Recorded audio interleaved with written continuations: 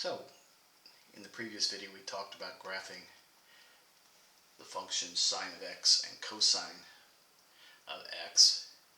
Now we're going to talk about a more general way of looking at these functions. Would you just go up just a little here? Yeah. And representing these functions in the most general form as y equals a sine of quantity bx minus c plus d, or y equals a cosine. So I want this to be cosine down here. Cosine of bx minus c plus d. So let's look at these ideas one at a time and see what they represent. So first off, we're going to talk about the amplitude. And the amplitude, what it does is it magnifies or contracts a sinusoidal function. So for example, I plotted here one cycle of y equals just the plain old sine of x. So here a equals 1, and again we said that was the amplitude. So here a equals 1 in this function. So if we're looking at something like y equals 2 sine of x, now our amplitude a is 2. So if I'm going to plot this, what's going to happen now to this function is every point is going to be multiplied by 2. So ultimately it's going to look like this, and the function is going to go up higher, but it still crosses at the same point down here, and it also goes down to minus 2 down here and back up. So this now is y equals 2 sine of x. If I had y equals 1/2 of x, well, it's, instead of magnifying, it's going to contract. So now it's going to be smaller, and it'll look something like this. So that's what the amplitude does. Changing b in this function now, what it does is b affects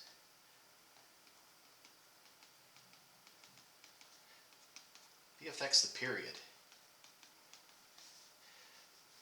So it mashes kind of like a spring, or expands like pulling a spring apart, the sine function, when you have a b term in here. And let's look at that. Let's look at how that might happen. So let's say we have x here and f of x, or y.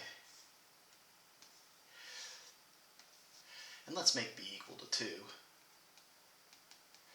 b equals 2 here, so 2x. So when we put in 0, we still have 0. But now, by the time we get to pi here, that's kind of like the sine of 2 pi. The function has come back to 0 again.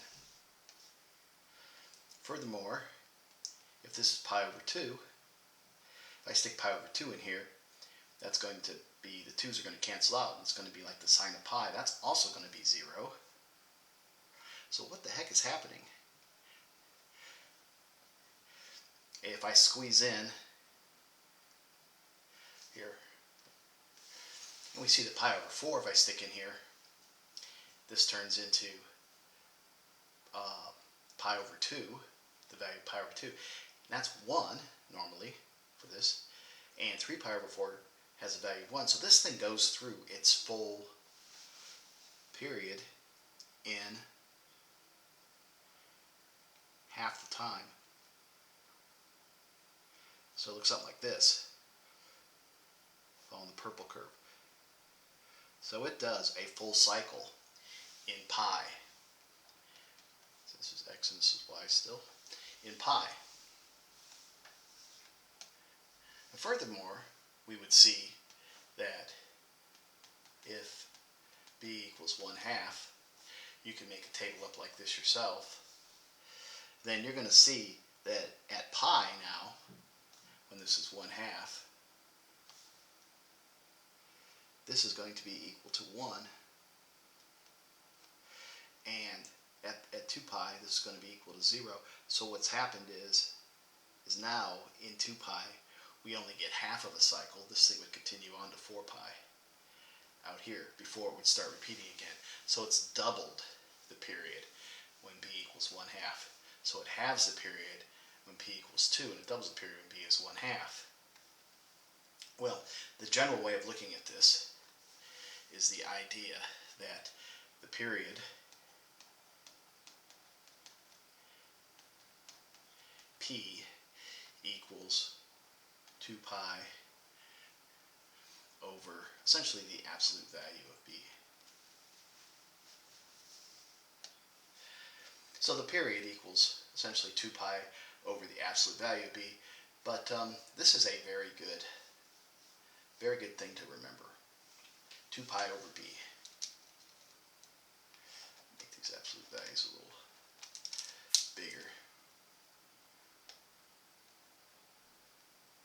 So you know b is nested in here. For example, let's say that b equals, here in this function, b equals pi over 6. So our period for our sine function here is going to be 2 pi divided by pi over 6. That means this pi cancels with this pi.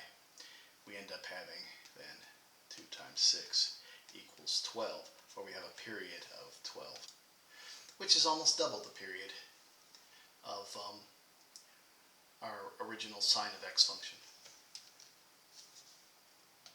Same thing works for the cosine function. Here, b equals 3, so our period equals 2 pi over 3, or 2/3 pi, just straight up. So 2/3 pi, so if b equals 3, we are really cutting down our period of our cosine function. And remember, the cosine function starts at 1, comes down, and goes back up to 1.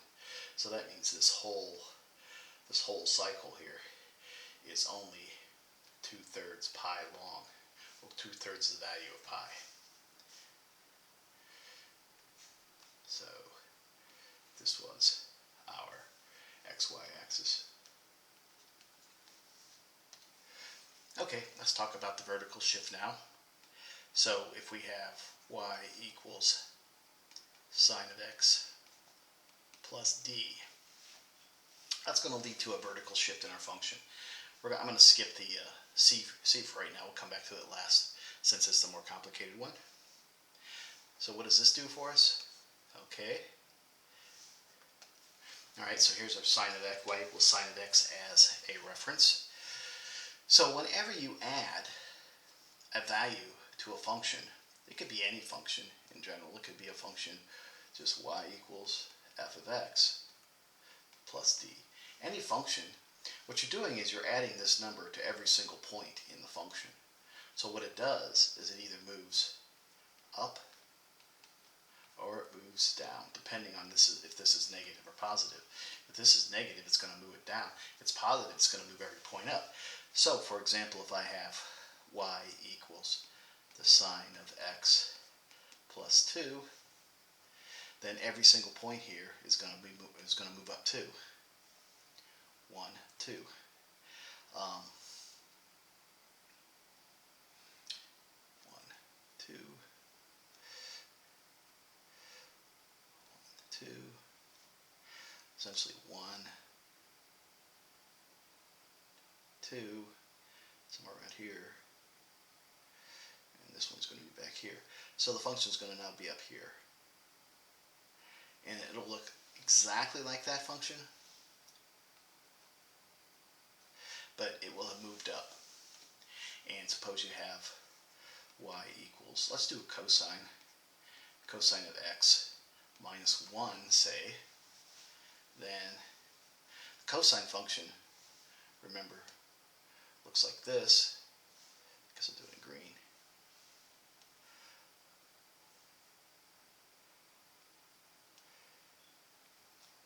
It's hard to draw these things quickly. So here is, oops,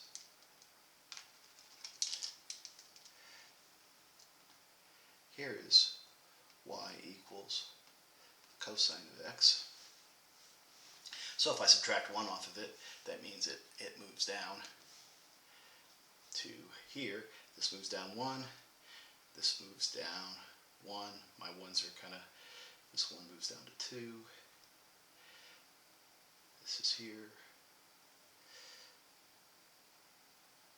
And this is here. So now it looks something like this. And it'll look exactly the same as this green, only it's moved down 1. So that simply is what the vertical shift does. Okay, our last thing we're going to look at is what we call a phase shift. And a phase shift occurs when we have a C value. The C is not the phase shift, but it will cause a phase shift. So y equals sine of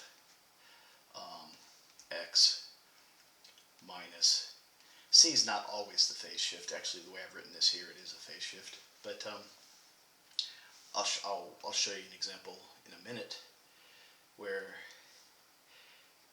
C does not represent the phase shift. But and the reason is because if you have an amplitude change, this will change the way we think about our phase shift. We have to have just a 1 in front of the x in order for this phase shift and for C to be a phase shift. So really, in this situation here, b equals 1. So if b equals 1, C equals the phase shift. But if b does not equal 1, then our phase shift equals something else. And what we're going to have to do is we're going to have to rewrite this just a little. We're going to want to pull out that b so it's out in front of this. So bx minus c over b. So here,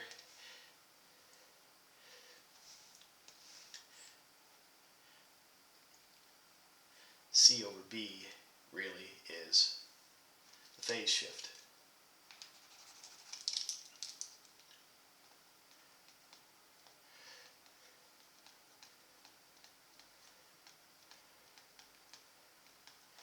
Here b is 1, here b is actually b, some value in general b. So what a phase shift does is it moves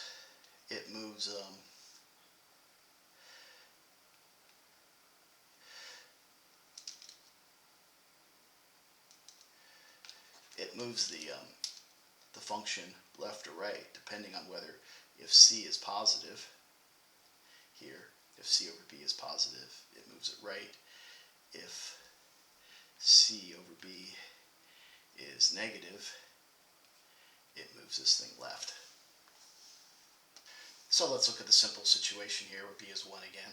So we're going to have a phase shift here of c over b equals pi over 1, since b is 1 here. And that shifts this thing to the left. When this is positive in an argument, it's going to shift this function to the left.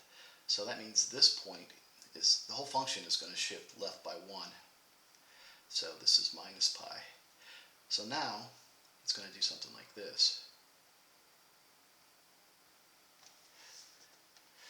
And of course the function will continue on from here. So that's a phase shift of pi. So it shifted minus pi in this direction. Now let me finish here and we'll do more in the next